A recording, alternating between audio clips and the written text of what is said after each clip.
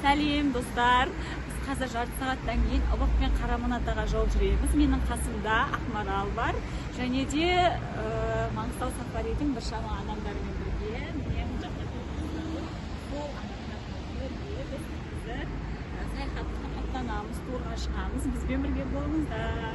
Бай-бай. Біз Ыбыққа қазір жарты сағаттан кейін жүреміз.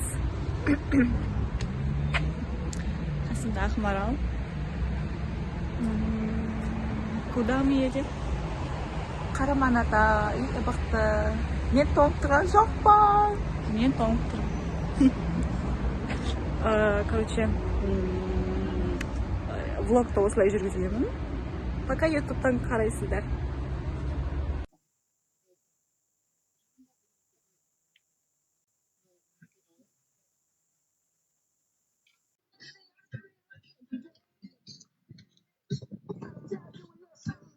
Наш автобус.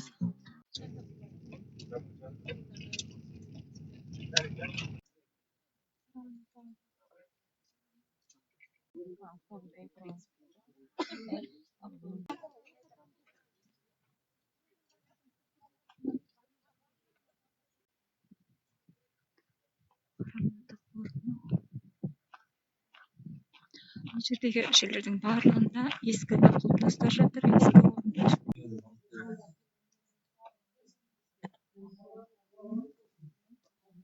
Бұл Қараман-Ата мешітінің іші, жерасты мешіт болғандықтан ішін қашап, осындай тіреуіш тастар қойылған, сосын төменге кілем жайылған. Бұл жерге кірген кезде аяқ киімді шешіп, кәдімгі үйге кіргендей кіру қажет.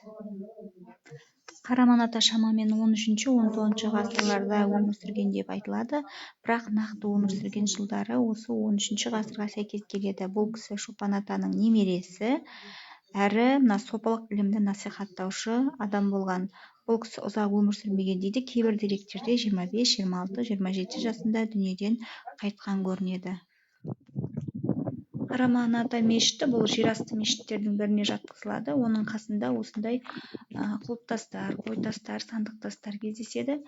Қараман-Ата маңында және де қыз әулие, ана әулие, бала әулие деген қорымдар бар. Өте ерте ғасырға жататындықтан көбісінің бетін қына басқан. Ал мынау әйел жерленген орын, себебі қайшы мен тарақтың бейнесі суреттелген. Осындай қорымдар өте жиі кездеседі. Сонымен қоса қыз әулие, оның қасында сандықтас, бала әулие және де ағаштар, ағашқа жіп байланған кейбіреулеріне.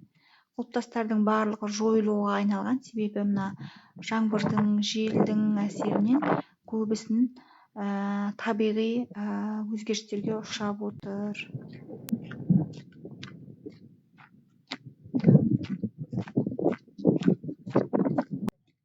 Ендігі бағытымыз Ыбық.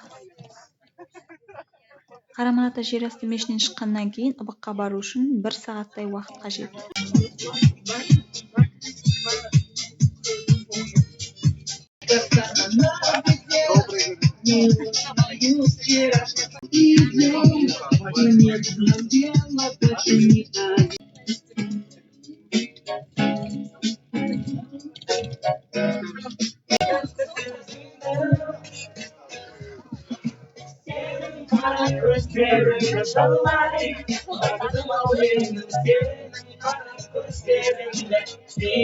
Міне біз Ыбықтың сайына да келдік. Бұл кіреберіс жері.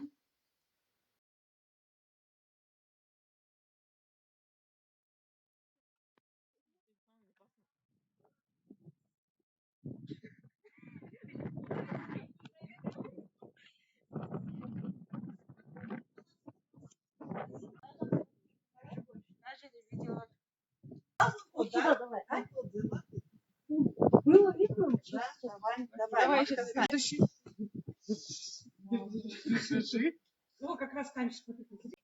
Достар, қазір біз Ыбыққа келдік. Міне біздің артымызда осының Ыбықтың сайы.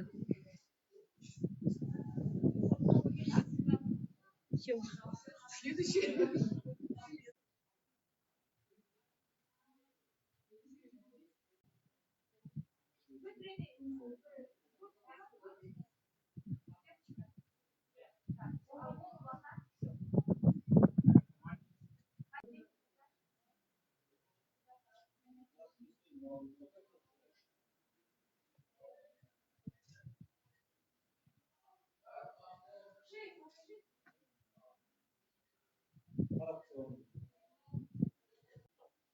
Biz qaradik endi jolga ketib жатырмыз.